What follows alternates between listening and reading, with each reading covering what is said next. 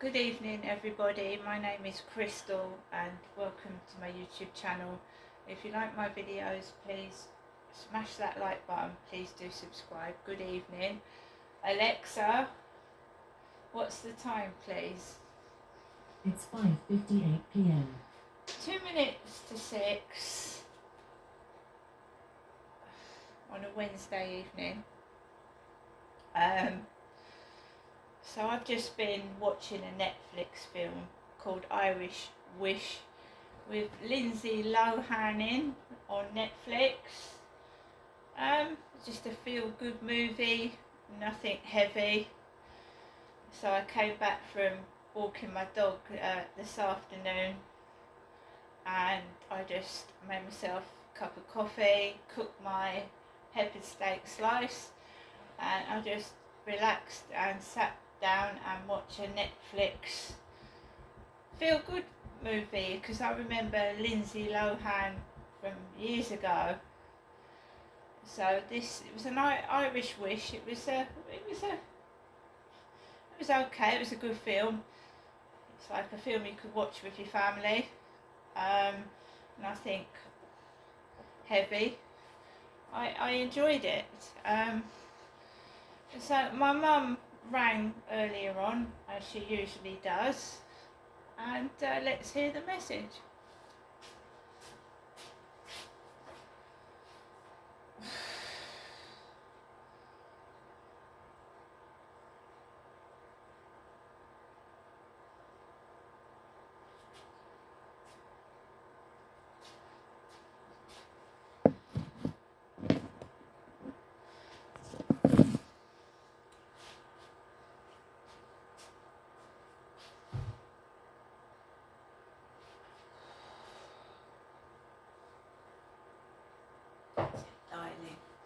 Welcome to your EE voicemail. You have one new message and 26 saved messages. First new message received today at 3:29 p.m. Good afternoon, Janessa. This is your mama Janet. I'm speaking to you from her landline phone. Hoping you're having a good day. Thinking of you, Janessa, and I'll give you another call this evening. Okay, bye for now. As I said, come up whenever you like, but give me a ring first. Do that, Janessa. I will miss you this week. Okay, take care. To return the call at your normal call rate, press hash. To listen to the message again, press 1. Your message will be saved for 7 days. First saved message received Friday. My mum sounded like her voice was near the phone speaker. I couldn't hear what she was saying. I couldn't understand a word of it. Perhaps that's just me. We had a call from Dartford.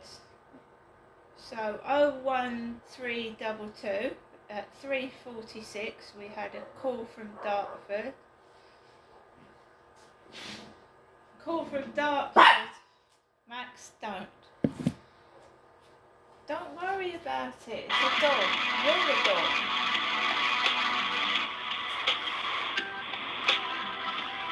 So another marketing phone call with music on the end of it, which is very annoying. So we've had a call from Bracknell and a call from Dartford. I'm here in my flat by myself and I'm just getting on with things. I just want a break from my mum, a break from it. I also want to lose weight, and I'm not going to do that, keep going up there and eating a load of stodge. Am I? It's bad for me.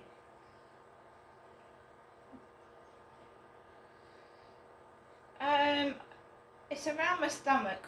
When you go through the menopause, like I am at the moment, I'm putting weight on around my tummy, around my buttocks, around my thighs. I've even noticed a bit around my ankles and I don't like it. Don't like it. So I'm trying to, see what I can do to shift it. and I'm trying to eat healthily, but it is healthy food is expensive.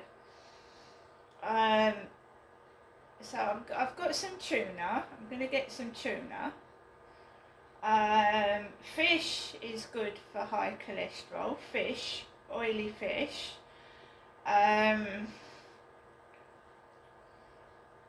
It's all the food I don't really like, but something's got to be done, because I mean this is what is the pain in my legs.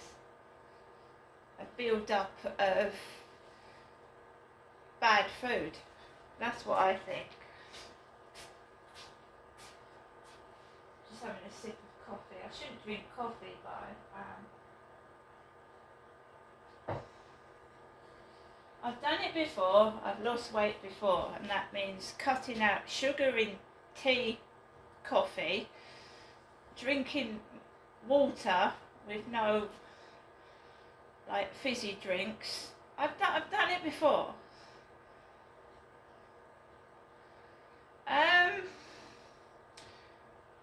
So those 24 messages are all from my mum.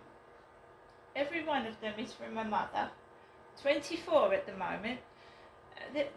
I've had 60 or 70 before now. It does get beyond a joke, especially when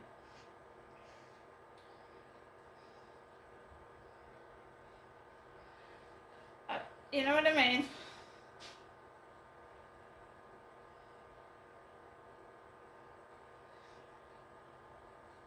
Ooh.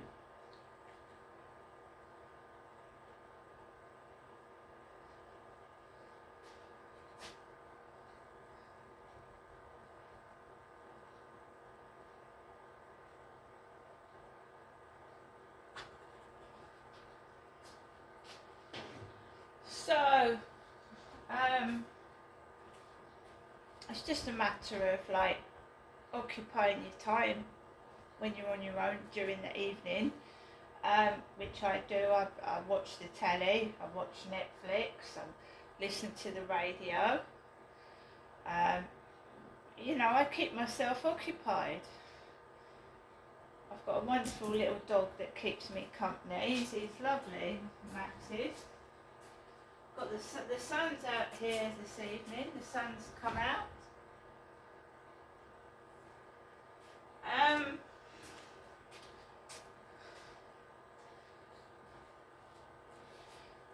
Someone wants to be a virtual friend. They don't want to meet up. It's a fantasy in their head, and to me it's frightening. It's frightening to me because I don't know who it is. They're obviously in some partial control of my life with what goes on outside and who starts following me about and what they're saying, right? So it's a fantasist, but they have some control over my life, and it makes me feel horrible, and they think I'm stuck indoors talking to them all the time, and I'm not at all.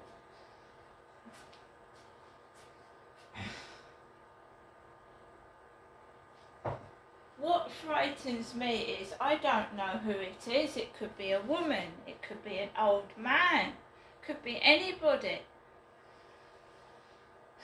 It is scary.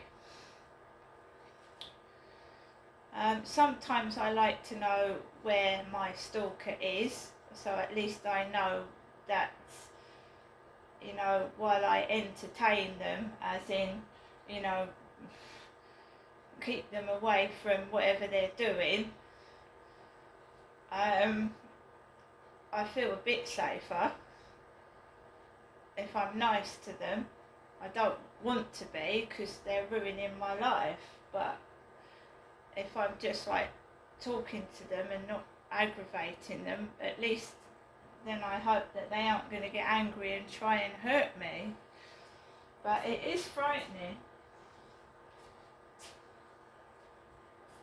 They've got sick fantasies in their head, and it's not unlike Holly Willoughby Stalker. Except this one, I don't know who they are, where they are, what they're collecting, but it's photographs of me and it's making me feel sick.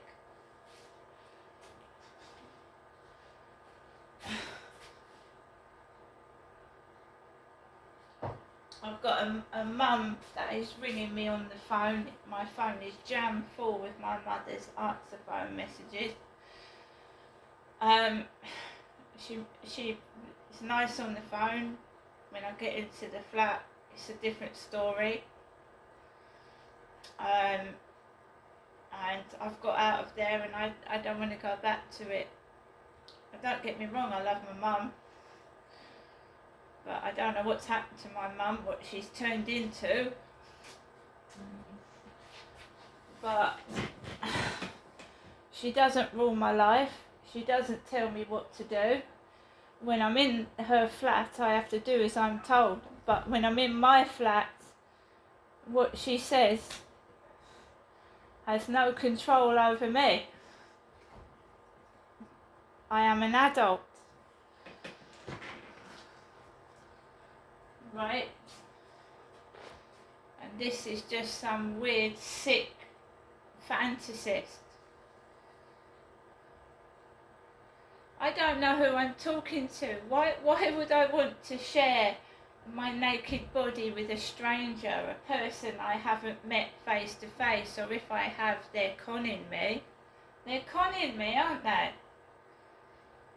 I'm just sat here. I'm trying to explain to people how horrible this is. I'm sat in my flat 7 days a week, not allowed to meet a person of the opposite sex. In my flat all the time. And this person, this fantasist, is frightening me and making me feel that I've got to stay indoors because something's going to happen to me outside. I feel like I'm trapped in prison. It's upsetting me. I feel I don't know what to do. What can I do? Every dating site is the same. It's just really, really awful. And then they get. Last night it was an email from a black man. I read it out to you. This is every day. They communicate to me through the web, through email, text messages, and it's their sick fantasies in their head.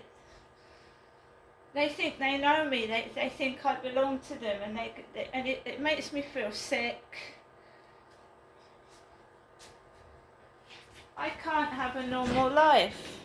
I can't. However much I try, I just can't have a normal life.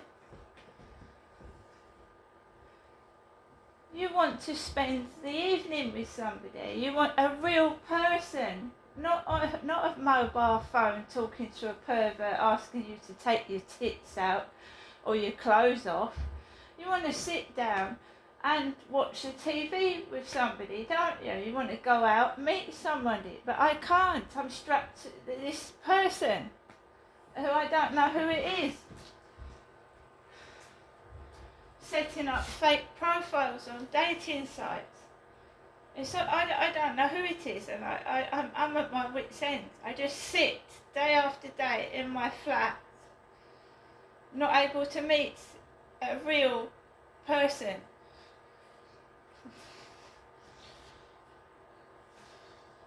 And how it's got like this, I don't know.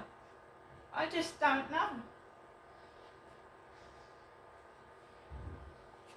It's like this person will text me and you something that happened outside. So how do do these people know who this is outside, or is it just making me feel as if people outside are related to what's going on, and that I feel like I'm being made a fool of, a spectacle of? Which, is wrong. It's wrong. If it's that Charlie, I told him no 3 times, and technically if he comes up to me again and starts it, I have got every right to call the police.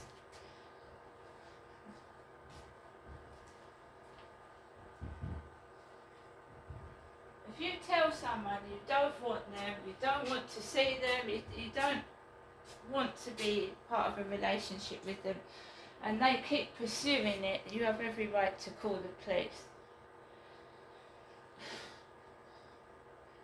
He was just disgusting, and he made me feel dirty. And when these men can't take it properly, you know, they have to steal, they have to touch you when you don't want it. Do you know what I mean? When these men that you say no to won't take no for an answer, they've got to pursue it, haven't they? Got to pursue it and take what isn't theirs. And I find that shocking.